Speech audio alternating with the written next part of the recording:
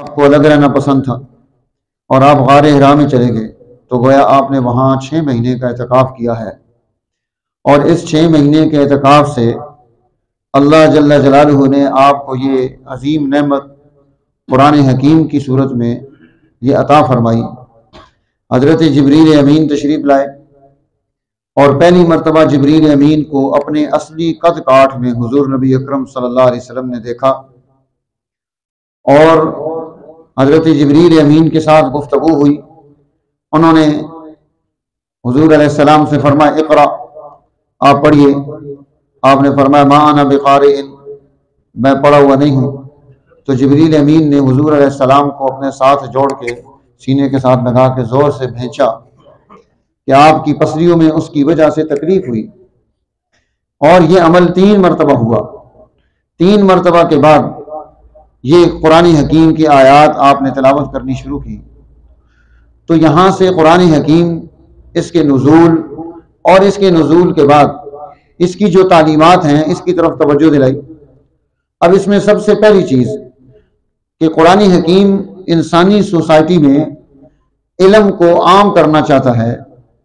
और अरब की सोसाइटी में जहाँ इल्म नहीं, वो लोग ज़्यादा पढ़ना लिखना नहीं जानते थे, कोई इदारे नहीं थे, वहाँ पर रवाज नहीं था तालीम का, वहाँ पर अल्लाह जल्ल जलालुहु ने तालीम का दौर पैदा किया।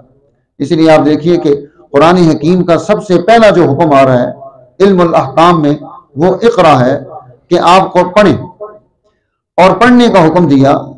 और फिर फरमाया दूसरी मरतबा फिर ये बात फरमाई, इक़रा व रब्बुकल अकरम, आप पढ़ें कि आपका रब करीम है और उसका करम क्या है, अल्लज़ी अल्लम बिल कलम, उसने कलम के साथ इंसान को इल्म अता किया। अब देखें कि ये कलम जो है ये जरिया है हुसूल इल्म का। और हुसूल इल्म में कलम 2 तरह से चलता है। एक, इंसानी सोसाइटी अपनी तारीख लिखती है, तजर्बात करती है, फिर उन तजर्बात को जमा करती है तो तारीख बन जाती है, कलम इस्तेमाल होता है।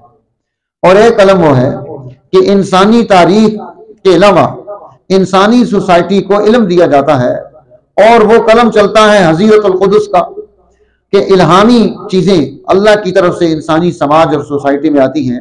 जैसे ये कुरान हकीम का सारा नुज़ूल है, ये भी कलम है, इसलिए कुरान पीछे गुजर चुका है, नून वल क़लम वमा यस्तरून, कि कसम है कलम की और उन सतरों की जो इस कलम से लिखी जाती हैं।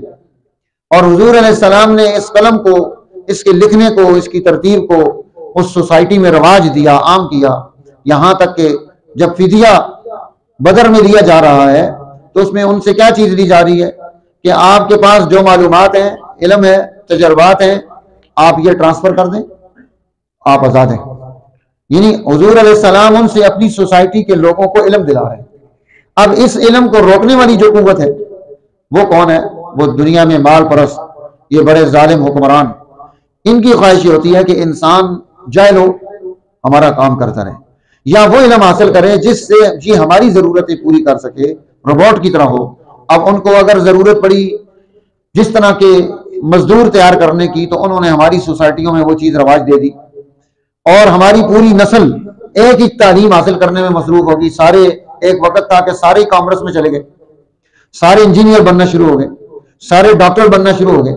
यानी उनको जिस तरह का तबका चाहिए वो सोसाइटी में उसको अपने सोशल मीडिया के जरिए रवाज देते हैं, और हम उसको बगैर तहकीक के हमारे हुक्मरान उस पर काम करते हैं, और उसके नतीजे में सोसाइटी में फिर एक नई परेशानी पैदा होती है।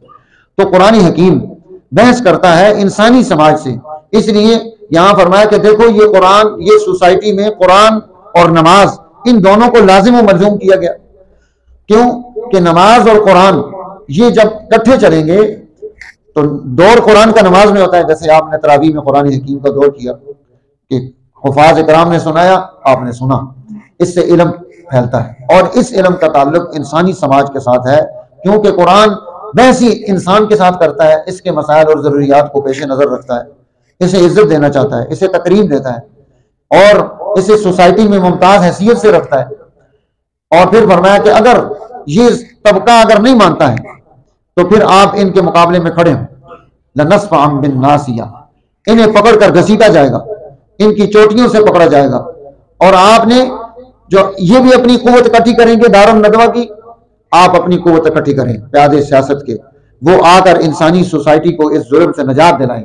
इसलिए अल्लाह ताला ने अगली सूरत अल कदर में कदर को पेश किया है कि अल्लाह ताला इस कुरान के जरिए अगर एक रात को इतनी ताज़ीम दे देता है कि खैरुम मिन अल्फ शहर, वो 1000 महीनों से ज्यादा फजीलत उसकी बन जाती है। क्यों बनी?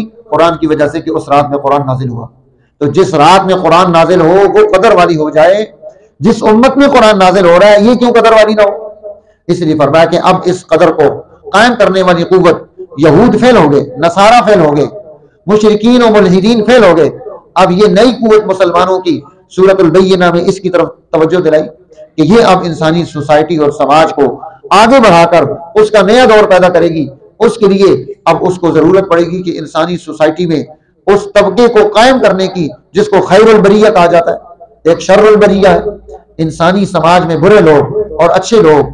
तो अब ये कुरान सोसाइटी में अच्छे लोगों का इज्तिमा पैदा करना चाहता है कि समाज में इंसानों में खूबी पैदा हो जाए। इसीलिए सूरह ज़िलज़ाल में उसे ये तंबीह की कि देखो तुम्हारी एक छोटी सी छोटी चीज भी क़यामत के दिन हाजिर की जाएगी। एक आदमी समझता है मैंने काम किया खत्म हो गया, मैंने बात की खत्म हो गई, मैंने गीबत की खत्म हो गई, मैंने किसी के पीछे कुछ काम किया वो खत्म हो गया। नहीं, फमन यअमल मिस्क़ाल ज़र्रतिन खैरन यरा, एक जर्रा बराबर भी कोई खैर उससे निकली है वो क़यामत के दिन हाजिर की जाएगी। वमन यअमल मिस्क़ाल ज़र्रतिन शर्रन यरा, एक जर्रा बराबर राई के दाने के बराबर भी अगर इसने शर किया है वो शर क़यामत के दिन पेश किया जाएगा।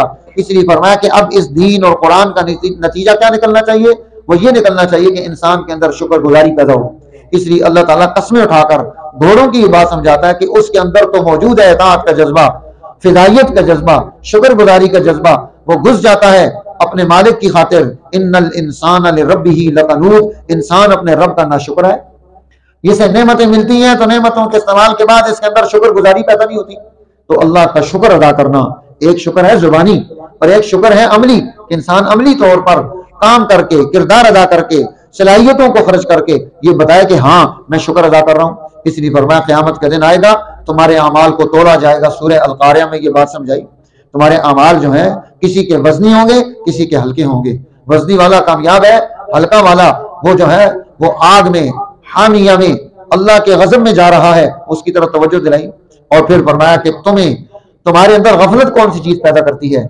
इल्म के बजाय तुम जब माल की कसरत की तरफ चले जाओगे तो तुम गाफिल हो जाओगे। अल्हाकुमुत तकासुर, तुम्हें हिलाक कर दिया इस कसरत ने कि तुम कसरत के पीछे पड़े रहे। हत्ता ज़ुरतुमुल मकाबिर, यहां तक के कब्रों को जा देखा। तो इंसान उसे इल्म को, अखलाक को, तालीमात को, इन चीजों को बुनियाद बनाना है, न कि सिर्फ माल को बुनियाद बनाना है। फिर कुरान हकीम ने इससे अगली सूरत असर में ये 4 आला उसूल पेश किए कि तमाम इंसान, अल्लाह कसम उठाकर जमाने की बात समझाता है कि इंसान खसारे में है। इल्लल्लज़ीना आमनू, खसारे से वो निकलेगा जिसके अंदर ईमान होगा। व अमिलुस सालिहात, अपने ईमान पर दुरुस्त अमल होगा। तवासौ बिल हक, उस पर वो कुव्वत इकट्ठी करेगा। तवासौ बिस सब्र, आने वाली मुश्किलात पर सब्र करेगा। तो ये कामयाब जमात है। फिर कुरान हकीम कहते हैं देखो जब इंसान के पास माल ज्यादा हो जाए तो अब उसके अंदर खामी क्या पैदा होती है? वैलुल लिकुल्लि हुमज़तिल लुमज़ा, वो ताने देता है, वो जो है ऐब तलाश करता है। गुर्बत में, गरीब इंसानों में, उनके कपड़ों को और उनकी जो है ना चीजों को देखकर ये कभी माल की बुनियाद पर फख्र करता है, कभी औलाद की कसरत पर फख्र करता है। अल्लाह ताला ने इससे पीछे इन चीजों को पेश कर दिया। सूरह अल मुज़म्मिल में और अल मुद्दस्सिर ने दोनों सूरतों में ये चीज पेश किया। एक में फरमाया कि उलिन नेमा, ये जो माल वाले हैं इन्हें और मुझे छोड़ दो, मैं इनको पूछूंगा। दूसरी जगह फरमाया ज़रनी वमन खलक़तु वहीदा वजअलतु लहू मालन ममदूदा व बनीन शुहूदा, मुझे और इसको अकेला छोड़ दो, मैं उसको पूछ लूंगा जिसको मैंने माल दिया और औलाद दी। अकेला था, आगे बड़ी नस्ल हो गई, नस्ल की बुनियाद पर फख्र करता है। कुरान हकीम ने इसकी तरफ तवज्जो दिलाई कि ये अच्छा अंदाज नहीं। फिर सूरतुल फील में अल्लाह जल्ला जलालू ने अस्हाबुल फील का वाक़या बयान करके सूरह कुरैश में कुरैश के हालात को पेश करके रहनुमाई दी कि देखो अल्लाह की मदद तुम्हारे शामिल हाल हुई तो तुम्हें जो है ना पूरी दुनिया में रिज़्क़ मिलना शुरू हो गया। लोग तुम्हें सलूट कर रहे हैं, तो क्यों सलूट कर रहे हैं? इसलिए कि तुम इस बैतुल्लाह के नुमाइंदे और निगरान हो, इसलिए तुम्हारी इज्जत है। तो दीन की वजह से इंसान को इज्जत मिलती है तो वो उसको अपनी जाती हैसियत और विरासत और अपना जाती माल समझता है। इसलिए कुरैशियों को ये बात समझाई कि ये तुम्हें जो मकाम और मर्तबा मिला है काबा की वजह से, फलियाबुदू रब्ब हाज़ल बैत, अब तुम्हें इस बैतुल्लाह के इस घर का जो रब है उसकी इबादत और बंदगी करनी चाहिए, जो तुम्हें खिला रहा है, पिला रहा है, तुम्हारा खौफ खत्म कर दिया, तुम्हें पूरी दुनिया में मुफ्त आना जाना मिलता है, वीजे मिलते हैं, तो तुम्हें जो है इस नेमत की कदरदानी करनी चाहिए। सूरह अल माऊन में ये बात समझाई कि अगर तुम्हारा दीन के साथ ताल्लुक रस्मी होगा तो फिर वो ये चीजें तुम्हें नतीजा नहीं देंगी। इसलिए फरमा फवैलुल लिल मुसल्लीन, ऐसे नमाजियों के लिए हिलाकत है, अल्लज़ीना हुम अन सलातिहिम साहून, जो अपनी नमाजों से बेखबर हैं, अल्लज़ीना हुम युराऊन, दिखलावे के अमल करते हैं, व यमनऊन अल माऊन, आम इंसानों को, गरीबों को अगर कोई चीज जरूरत पेश आ जाए, उनको कोई कप जरूरत पेश आ जाए, को जो है ना चाय बनाने के लिए उनको देज की जरूरत पेश आ जाए, तो छोटी छोटी चीजें देने के लिए तैयार नहीं, इतने बकील है। इसलिए फरमाया कि ये नमाज जो है हमारे अंदर सखावत पैदा करती है, अल्लाह की मखलूक की मोहब्बत और उसकी खिदमत का जज्बा पैदा करती है और हमें रियाकारी से निकालती है। सूरह अल कौसर में हुजूर अलैहिस्सलाम को ये रहनुमाई इरशाद फरमाई कि आपको अल्लाह ने ये दो नेमतें अता की हैं, अब इन दो नेमतों पर आपको दो तरह का जो है अल्लाह का शुक्र अदा करना है। फसल्लि लिरब्बिक, आपको अल कौसर मिली, अब आप नमाज अदा करें। अल्लाह ने आपको दुनिया में इज्जत मर्तबा दिया, अब आप कुर्बानी करके उसका शुक्रिया अदा करें। अब दोनों नेमतें माल मिले तो उस पर कुर्बानी, और ये दीनी नेमत मिली है, अल कौसर खैर कसीर अता हुई है, तो इसके नतीजे में उसे नमाज अदा करके अल्लाह का शुक्र अदा करना है। सूरह अल काफिरून में ये तंबीह फरमा दी कि तुम इनके साथ मिलकर नहीं चल सकते, लकुम दीनुकुम वलिय दीन, उनका रास्ता जुदा है, मुसलमान जमात का रास्ता जुदा है। सूरह नसर में अल्लाह जल्ल जलालहू ने मुसलमानों की अजीम फतह का तज़किरा किया कि सियासी तौर पर अल्लाह ने फतह मक्का के मौके पर मुसलमानों को बड़ा अजीम बेहतरीन सिला दिया, उस मेहनत का जो हुजूर अलैहिस्सलाम ने शुरू की थी। और सूरह लहब में ये बात समझाई कि देखो इनकी जो माशी कुव्वत थी अल्लाह ने उसको भी तार तार कर दिया, उसकी हैसियत खत्म कर दी। और आखिरी तीन सूरतें, इनमें अल्लाह ताला ने एक तो तौहीद का तज़किरा किया कि तौहीद वो वाहिद एक जरिया है जिसके जरिए इंसान अल्लाह का कुर्ब भी हासिल करता है, उसके अंदर जुर्रत पैदा होती है, वो अल्लाह की मखलूक की खिदमत का जज्बा पैदा होता है। और कायनात में जितनी मुज़र्रात हैं, दो तरह की मुज़र्रात हैं, एक कायनाती मुज़र्रात हैं, एक इंसान के अंदर की हैं। सूरह अल फलक में कायनात में जितनी मुज़िर चीजें हैं उनसे हिफाजत का जरिया तरीका अल्लाह जल्ल जलालहू ने पेश किया। और सूरह अन्नास में अल्लाह जल्ल जलालहू ने रहनुमाई इरशाद फरमाई, इंसान के नफ्स में जो खराबियां पैदा होती हैं जिसकी वजह से इंसान मुसीबत में मुब्तला होता है, उससे कैसे बचेगा। अब कुरान को अल्लाह जल्ल जलालहू ने बा से शुरू किया और सीन पर खत्म कर दिया, बा और सीन को मिलाओ तो बस बनता है। यानी मेरी पूरी जिंदगी में अल्लाह के कुरान और अल्लाह की इस बेहतरीन किताब, इन उलूम के अलावा और मुझे किसी चीज की जरूरत नहीं, मुझे यही काफी है, ये बस है। अगर मैं इस पर अमल कर लूं, जिंदगी की बुनियाद बना लूं, तो मेरी दुनिया भी कामयाबी में तब्दील होगी, आखिरत भी कामयाबी की तरफ चली जाएगी। अल्लाह जल्ल जलालहू हमें कुरान हकीम के साथ निस्बत अता फरमाए, ताल्लुक नसीब फरमाए। आप हजरात ने माशाअल्लाह पूरा खुलासा कुरान है तमाम से सुना, आपकी जिंदगी में अल्लाह ताला बरकत नसीब फरमाए और कुरान हकीम के उलूम और इसके अफकार और इसकी तालीमात हमें अपनी सोसाइटी में इनको नाफिज़ुल अमल करने की तौफीक नसीब फरमाए, ताकि हम दुनिया में आखिरत में सुरखरू हो सकें। अल्लाहुम्मा सल्ली अला मुहम्मदिन अब्दिका व रसूलिक।